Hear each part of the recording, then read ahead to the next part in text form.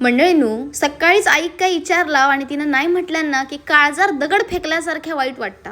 तसाच झाला. आईकडे एका गोष्टीची परवानगी मागलेली आहे पण तिनं दिला नाही. त्याच्यामुळे गप घाशाघोशा गुंडाळलाय, तयारी केली आणि कामावर गेले. आणि मंडळींनो, रविवारची जर ह्यांनी माझ्याकडनं कामाची अपेक्षा केली ना तर ह्यांच्या एवढे येडे हेच.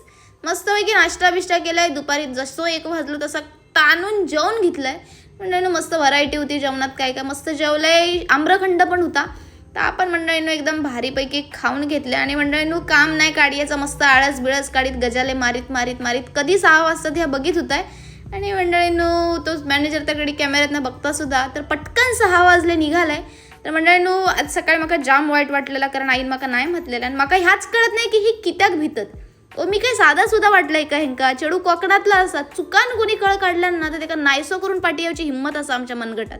पण आमच्या आईक कोण सांगत, आमच्या आईक वाटतं दुनिया धड नाही. तर मंडळींनो, आज मी मरीनला चालले एकटा आणि ह्या चॅलेंज आहे माझ्यासाठी. आता तुम्ही म्हणशाल खुळास, स्वतः सिद्ध करूसाठी मरीनला जाऊची काय गरज.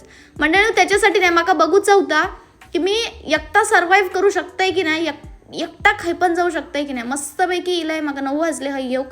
तर इलाय वगैरे 1 तास शांत त्या समुद्राचे लाटा बघत बघत बसलाय. अगदी मनाक समाधान वाटला. आणि मंडळींनो, वाईटचे व्हिडिओ वगैरे काढले आणि घरी निघालाय.